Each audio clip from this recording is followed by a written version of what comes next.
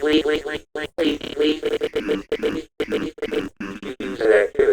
you think of horror, what springs to mind? Is it film? The news? Or could it be possibly connected to music? Music, just like horror, has been connected to widespread panic about being the cause of violence. In this video, we will explore horror through music and, of course, what makes music horrific. And I'll also have a review of a new horror musical. If this is your first time here, hi, I'm Emma, also known as Spooky Astronauts here on YouTube. I do 2 videos every single week about horror films or anything horror related. If you would like to subscribe, please do, it's free. And if you like this video, give it a thumbs up. But let's get into it. Let's explore if horror can be music. Horror could be seen as connected to music in a few ways. First being lyrics and tone, wrapped together in an artist as their persona. The violence portrayed in lyrics and attitudes of artists such as Eminem, talking about beating women in an aggressive tone, or everyone's least favorite clowns, ICP, and their music's actually been described as horrorcore. Yikes. And then there's Slipknot. The whole band's persona is intended to be dark and disturbing. But what is their reason for wearing masks? In an interview, the band said that it allowed them to act like an animal off the chain. It allows them to be free on stage. This is something we also see in many horror films, people revealing their inner demons. But believe it or not, there is a biological engraved connection between this aggressive music and the feeling of terror you may get when listening to it. Take the Jaws theme as a prime example. There's a study, which I will link down below, where researchers found that musical clips where the melody suddenly becomes higher provoked a greater emotional stimulation than moments when the notes suddenly went lower. They believe it may be linked back to the study of animal calls. A marmot's scream goes higher when the marmot's vocal cords tense. This would occur when the animal is scared. So we're really responding to the shrills that we hear in the Jaws theme and in many other horror film scores, just like there are natural instincts for danger. So if an artist is aggressively spitting on the mic with some rapcore, there's a reason why you might feel uneasy. The second way I see music as horror is through music videos.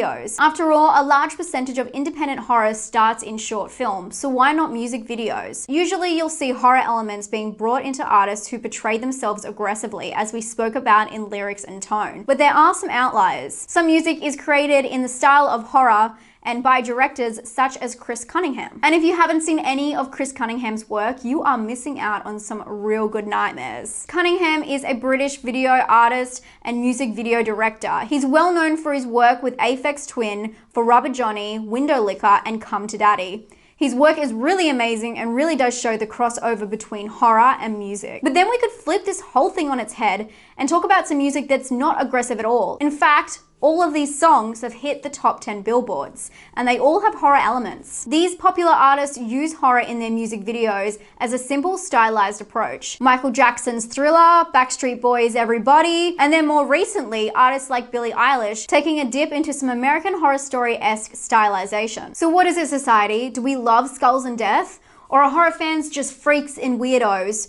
Because your pop music isn't aggressive, but your visuals are aggressively horror. It's all very confusing. Just as confusing as K-12. This is a full-length horror fantasy musical by artist Melanie Martinez. She's known for her quirky characters and over-stylization Lolita baby doll looks. I am gonna say this once, I don't know anything about this artist, and I've never heard her music before. But I thought it would be a fun experiment for a horror lover like me to take a trip to review where horror meets music in a new feature-length album film, which again has been described as a horror fantasy musical.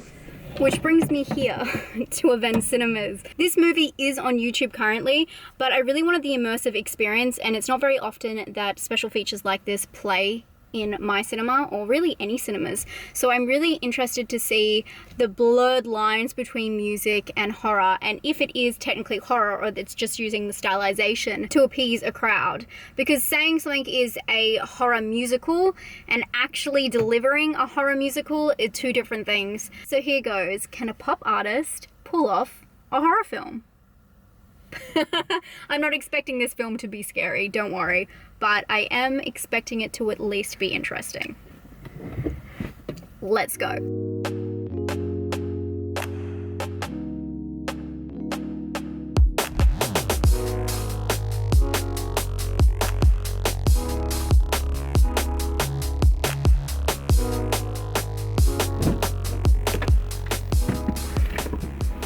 Thing. This is so weird being here during the day. I just finished watching K through to 12 Did I watch it? What was that? Was it watching? I don't know. That was so slow and so simple. Obviously, it is based on her latest album and stringing all the songs together. This musical is kind of in the structure that if you've seen Across the Universe, and I believe the new Rocket Man, I haven't seen the new Rocket Man film, or the only Rocket Man film, but, you know, joining all the songs together to make a storyline. Across the Universe, if you have seen the Beatles film Across the Universe, it does that very well. And because it's so interesting, I'm going to fangirl about Across the Universe just for a second. Because Across the Universe has such strange lyrics with the Beatles, obviously like the Walrus and stuff, and how they join it all together, I think it's really clever. And I feel like this film definitely lacked that. It was not very clever at all, the way she linked up all the lyrics. It was creepy. They did have some, like, you know, quirky, creepy little, like, tidbits, you know, death, drug use, kind of nudity, you know, slitting people's heads open, all that kind of stuff. It was, like, quirky, cutie horror. And I want to make it really clear that this is not my style of music, and I can understand why people like her as an artist. I totally respect your opinion as her as an artist, but as this is a film, or a film that tends to lean towards horror, which is like her aesthetic-ish. Her aesthetic's like Lolita horror, I would say, quirky. I'm not like other girls. It is very interesting because it does rely solely on her stylization. Like the whole thing was really beautiful. The costumes, the decor, yeah, the set is just beautiful, and it's all structured really nice. And even, I would say, right down to the CGI was amazing. I've seen better CGI in this film than in a lot of films lately, don't get me wrong, but it was so painfully obvious that the stylization of, you know, her aesthetic or whatever she's got going on is what amps up her music and her presentation. Other than that, if you took it all away, it was just really repetitive pop music that was just over and over and over. The interesting thing about her style of music is she is aggressive with the lyrics. Like, she talks about ripping people's faces off, and then she's got some, you know, sprinkled in there little bits of horror, snakes, spiders, death, drugs, all that kind of edgy stuff. But then it's just such a poppy, happy song. So it's definitely like a mashup of a lot of different things. So it's very interesting in that regard. And I guess that's her appeal, is that she's like cutesy, but also like so cutesy, but yet she'll psycho but cute, you know, that kind of thing. I will say that as a movie, it does not work at all, which I was kind of warned of and I was expecting, but the fact that it just ran so long and some parts could have been saved. There was some really like interesting things she had going on with the atmosphere, and she just kind of, yeah, she just didn't really dig deep enough to make the story make sense, which I think that she could have really easily, because the start and the end, well, the end, oh my god, the start was there, and if she just had sewn a little bit more tightly, digged in a little bit deeper and found some, like, you know, overwhelming themes, I think it would have worked as a movie completely, but she really neglected that and instead went just for the aesthetic.